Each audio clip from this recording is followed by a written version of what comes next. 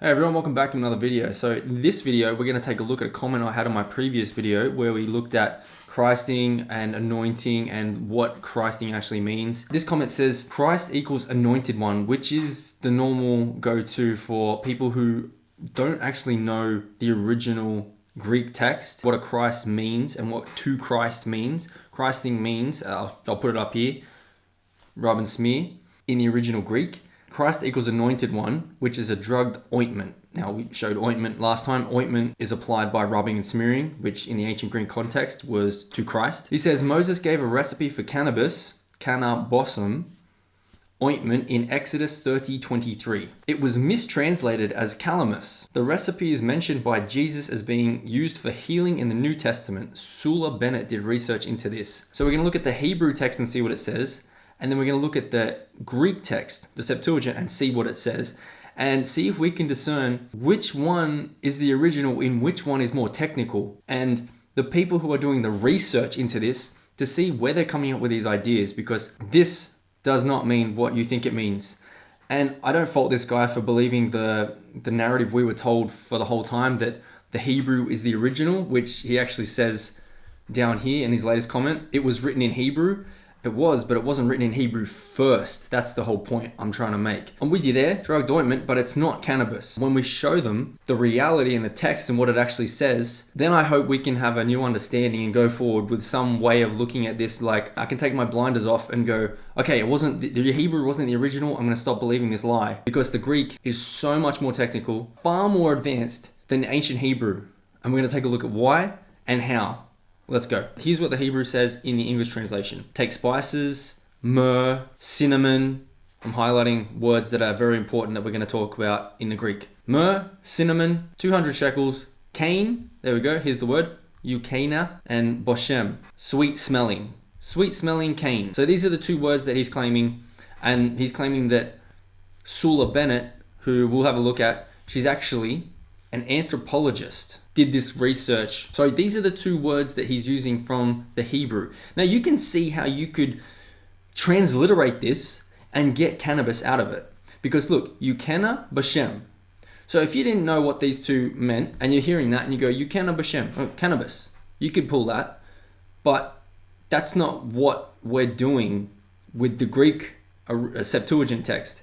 Because we don't need to transliterate two separate Hebrew words, ancient Hebrew words that mean cane and sweet smelling in this case here on the interlinear translation. But we're going to look at them. So what does eucana mean? Let's just put it up on the AI overview. I don't really like using them, but let's just see what it says. Acquire, buy, or possess also means reed, stalk, or measuring rod. Used for plants like calamus. Even the ancient Hebrew on the AI is saying it's used for plants like calamus. Boshem, fragrance, spice, balsam. Literally translates to fragrance or scent. It was a key ingredient in the holy anointing oil described in the book of Exodus 30:23. That's what we're talking about. Even the AI says the potential etymology of cannabis. Some scholars speculate that Hebrew phrase cannabosem, meaning aromatic reed or balsam cane, also mentioned in Exodus 30:23, may be the origin of the English word cannabis. No. The only way you're going to get cannabis out of this is if you put those two ancient Hebrew words together to say Eucana Bashem, Kannabis. You see how it sounds like it, but this person who did this, Sula Bennett, who claimed the plant Kannabis mentioned in the Hebrew Bible and used in the holy anointing books of Exodus, was cannabis. But look through the lexicon. The lexicons of Hebrew and dictionaries of plants of the Bible identify the plant in question as Acorus calamus. So if we take a look at Acorus calamus, what is it? What is this root? What is this plant? It's a species of flowering plant with psychoactive chemicals. So this plant has psychoactive chemicals, so we know even without cannabis, they were still using psychoactive plants and chemicals in their religious rites. We don't need to put these two words together and say cannabis. Now how that's working is transliteration. Now what's transliteration? You use phonetic similarity. So you can hear it here, Eucana Boshem. You can hear it if you combine those two words together, cannabis. But this is philologically dubious at best. You don't put those two words together just to make another word. Firstly, let's take a look at the root for the BSH, Bashem. And it says, a drying up of land, a stream, or a plant. This is the ancient Hebrew lexicon. Do you see how low in technicality this is? It can mean this. It doesn't have a word that says, okay, this means this exact plant. and we can distinguish between two different plants. It just means a plant. So this is how we get such confusion on the ancient Hebrew side. I told you, remember these words because they're going to be coming up. So here we go, 23. Now we can see in the English of the Septuagint translation up to 24. Take sweet herbs, myrrh, cinnamon, and sweet smelling calamus. So right here, the English translators of the Septuagint have identified calamus as the plant, not cannabis as the plant. Why is that? In the original Greek, we can see kinnamomu, which is cinnamon, kinnamus. And then we also have smyrnase, which is myrrh. And then we have kalamu, calamus. Okay, here's the thing. If ancient Hebrew was the original text, why would the ancient Greeks who wrote this, or whoever's writing in ancient Greek, translating this Hebrew text, why would they write kalamu if it was a transliteration of cannabis? And those two Hebrew words meant cannabis. Why would they do that? That doesn't make sense because ancient Greek has a word for cannabis. You know what it is? Cannabis. And then if we take a look at the LSJ, Smyrna, what does it mean? Myrrh. Then what was the other word? Cinnamon, cinamus, cinnamon. And the other word we had was kalamos. The inflection was on the other alpha here, but kalamos right here. And what is that? It is a reed, and we know which type of reed it was. It was a psychoactive plant. And then we have the ancient Greek word cannabis. If the ancient Greek writers were translating the ancient Hebrew into Greek, and it was originally cannabis, why then wouldn't they write cannabis? They had two different words to distinguish the two different plants. In this case, cannabis and kalamos. Ancient Greek could distinguish between those two plants. Ancient Hebrew can't. Do you see the level of the language in ancient Hebrew? It doesn't have words to distinguish between two different plants. This is why the confusion happens when everyone starts translating and transliterating the Hebrew, because it makes no fucking sense. That's not me saying that, because this is what the ancient Hebrew lexicon actually says. The translators often translate this way, using abstract English words to translate the original Hebrew, because the original Hebrew makes no sense when literally translated into English. There are no vowels.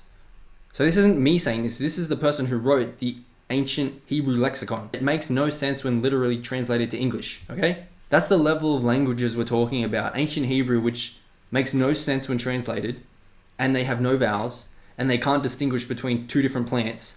But ancient Greek has calamus and cannabis. If it was going to be a translation from Hebrew to Greek, they would have written cannabis if it was cannabis. And they would have written calamus if it's calamus. And what does it say? It says kalamu. Now, why is it that we have this issue? Because in biblical Hebrew, we're going to think Hebrew, ancient Hebrew, was all biblical. There's hardly any other text around. There's no real text around. There's a couple of coins, few inscriptions. There's no ancient Hebrew literature outside the Bible. And that means that ancient Hebrew only has 7,000 words to work with. So how are you going to have multiple words to distinguish all these different plants and species and all this different stuff when you've only got 7,000 words to use? Whereas ancient Greek, yes, I'm going to use the AI overview because we can see it on the TLG, on the Thesaurus Lingua Graeca, it has 1.5 million unique word forms. Now, if you want to talk about, okay, what's in the dictionary? Well, I think that the LSJ says it's got about 116, 117,000, and a dictionary on this, it says 200,000 words. So even with 200,000, let's use 200,000. 7,000 words or 200,000 words? Which language is more technical and more developed and able to carry a text that is using different words to distinguish between calamus, a plant, over cannabis, a different plant, which they knew what they were doing. They knew how to write it. They're not stupid, these Greeks. But if they were translating from the ancient Hebrew what you're claiming is cannabis, then it would say cannabis. And right here we've got another Christing. See, you can't get away from it. Now, if we have a look at this is a 5th century Jewish mosaic, all right? Jewish mosaic. So you figure this out. If the narrative is that it was originally Hebrew and everything was Hebrew and the Greeks translated from Hebrew, why is everything that we're seeing more technical in Greek? Everything's written in Greek. The imagery is in Greek. Why then do we still believe this narrative that the Hebrew was the original? Why? Because it helps serve the narrative to make more money and get people away from the Septuagint, not looking at the Septuagint. Because when you actually look at the Septuagint compared to the Hebrew, you can see the technicality. I don't fault the guy for writing what he did, because that's where all of us come from. Like, he's looking into it and saying, hey, maybe it was cannabis because I looked at this thing, but we just saw that it can't be that. It can't be that because the Greeks weren't that stupid and they knew what they were doing, and they had a different word for calamus and cannabis.